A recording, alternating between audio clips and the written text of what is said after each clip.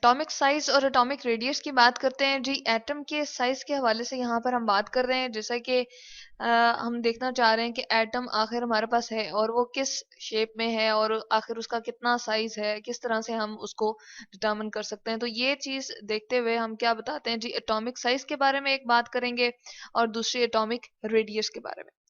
जैसे ही हमारे पास यहाँ पर एक फिगर नजर आ रही है और यहाँ पर सेंटर में आपको एक अच्छा खासा मतलब कि एक जो है वो रेड कलर का हमें स्पॉट सा नजर आ रहा है, लेकिन उसके अगर हम बाहर की तरफ जाएं तो कुछ तो हमें प्रोमिनेंट चीज नजर आती है, लेकिन उसके बाद अगर हम देखें तो ये जो है क्लाउड की तरह हमें लग रहा है। जिस तरह हमें क्लाउड का सही तरीके से डिटरमिन नहीं होता कि यहाँ पर इसकी बाउंड्री है, यहाँ से शुरू हो रहा है और यहाँ पर खत्म हो रहा है, तो बिल्कुल इसी तरह से एटम का भी यही पार्ट जो है वो बाहर वाला जो पार्ट होता है, जिसको हम कहते हैं कि जहां पर इलेक्ट्रॉन मूव कर रहा होता है, वो एक क्लाउड लाइक स्ट्रक्चर बनाता है। तो हम कहते हैं कि एटम के बेसिकली हमारे पास दो पार्ट हैं। एक तो ये जो सेंटर में आपको नजर आ रहा है जी, इसको हम कह देते हैं क्या, इसको हम कहते हैं, चले हम इसको डिफरेंट एक थोड़े इस कलर से हम दिखा देते हैं, ठीक है। इसको हम कहते हैं जी ये न्यूक्लियस है, ठीक है, और जो कि सेंटर में होता है और डेंस होता है, काफी हैवी पार्ट होता है, और इसके ऊपर जी हम कहते हैं पॉजिटिव चार्ज होता है,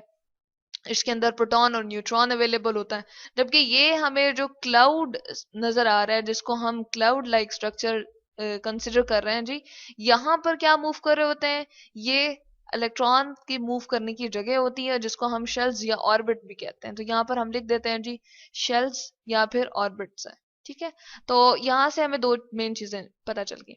अब कोई भी एक हमने सर्कल जैसे ड्रॉ किया होता है या हमने कोई भी बॉल ली हुई होती है, तो हम कहते हैं अच्छा हम उसके सेंटर से लेकर यहाँ तक का डिस्टेंस हम कहते हैं कि ये जो सेंटर सी से लेकर यहाँ बाउंड्री तक का डिस्टेंस है, उसको हम क्या कह देते हैं जी, उसको हम रेडियस कहते हैं। तो कोई भी जो सर्कल में चीज होती है उसका अगर साइज डिटरमिन करना होता है, तो हम कहते हैं कि जितना बड़ा इसका रेडियस होगा, जैसे मैं यहाँ पर एक और बॉल बना देती हूँ, तो हम क्या कहते हैं, सॉरी इसको हम इस तरह से बना देते हैं, ये बॉल हमने थोड़ी बड़ी बना दी, तो यहां से लेकर यहां तक हम कहेंगे कि ये इसका रेडियस बड़ा है, तो इसका साइज भी जो है वो बड़ा होगा।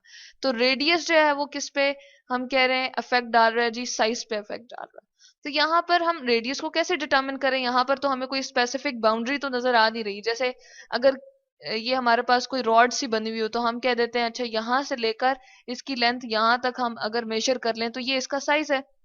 लेकिन यहाँ पर तो कोई ऐसा बाउंड्री नजर नहीं आ रही, तो हम क्या करते हैं जी, हम दो न्यूक्लियस को डिटरमिन करने के लिए क्या यूज करते हैं जी, हम उसका देखने के लिए कि उसका साइज कितना है या उसके अंदर हमारे पास किस तरह से वो न्यूक्लियस जो है वो नजर आ रहे हैं, या उसको डिटरमिन करने के लिए हम इलेक्ट्रॉन माइक्रोस्कोप यूज करते हैं। और जो आपके पास एक पेंसिल का सिक्का होता है, ग्रेफाइट की जो आपके पास पेंसिल का सिक्का होता है, उसके उसको अगर हम इलेक्ट्रॉन माइक्रोस्कोप में रखेंगे तो उसके जो है वो न्यूक्लियस नजर आ रहे होते हैं।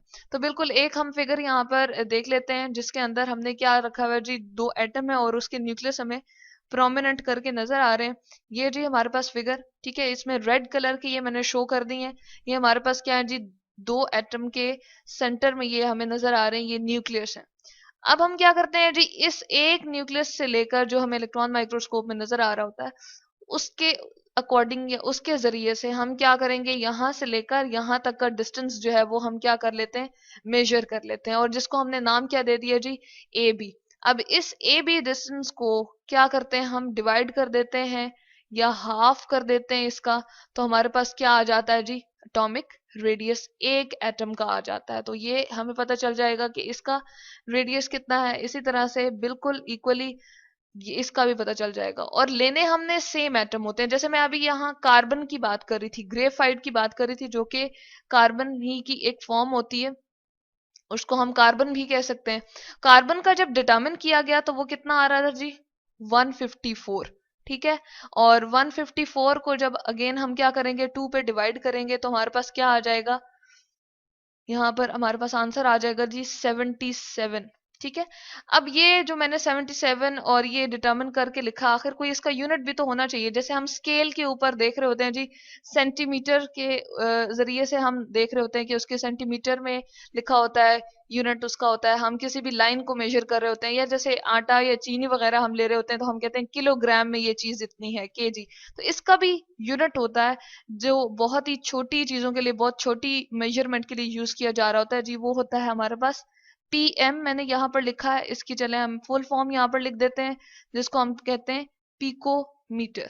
ठीक है, पिकोमीटर में भी आप ले सकते हैं, या फिर हम इसको एंगस्ट्रॉम में भी लिख सकते हैं। एक और यूनिट है जी यहाँ पर, एक तो पिकोमीटर है, तो ऊपर करके मैं यहाँ पर एंगस्ट्रॉम भी लिख देती हूँ। इसको हम कहते हैं ANGSTROM, एंगस्ट्रॉम। ठीक है। अब पिकोमीटर और एंगस्ट्रॉम दोनों हमारे पास ऐसे यूनिट है जिसमें हम इसको एटॉमिक रेडियस को डिटरमिन कर सकते हैं, और मेजर करके हम उसको नाप के और बताते हैं।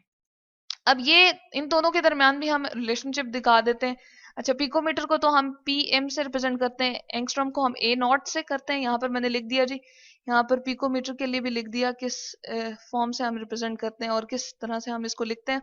अब हम क्या करते हैं जी, इन दोनों के दरमियान में अगर हमने रिलेशनशिप बताना हो, तो हम कहते हैं 1 एंगस्ट्रॉम कितने के बराबर है पिकोमीटर के जी। यहाँ पर हम लिख देते हैं 100 पिकोमीटर के। ठीक है। जैसे हम कहते हैं कि जी 1 हमारे पास जो मीटर है वो कितने सेंटीमीटर के बराबर है जी, 100 सेंटीमीटर के। तो बिल्कुल इसी तरह से हमने यहाँ पर क्या कर लिया, एंगस्ट्रॉम और पिकोमीटर का भी रिलेशनशिप देख लिया। तो ये होता है जी हमारे पास एटॉमिक रेडियस और एटॉमिक साइज। जिस एटम का एटॉमिक रेडियस जितना बड़ा होगा जी, उसका साइज भी उतना ही बड़ा होगा। तो यहाँ पर हमने देखा है कि एक न्यूक्लियस से लेकर दूसरे न्यूक्लियस तक का डिस्टेंस हमने मेजर किया, और उस पे 2 पे उसको क्या किया जी, हमने 2 पे डिवाइड कर दिया, यानी कि उसको हाफ कर दिया। तो हमारे पास क्या आ जाएगा जी, एटॉमिक रेडियस आ जाएगा।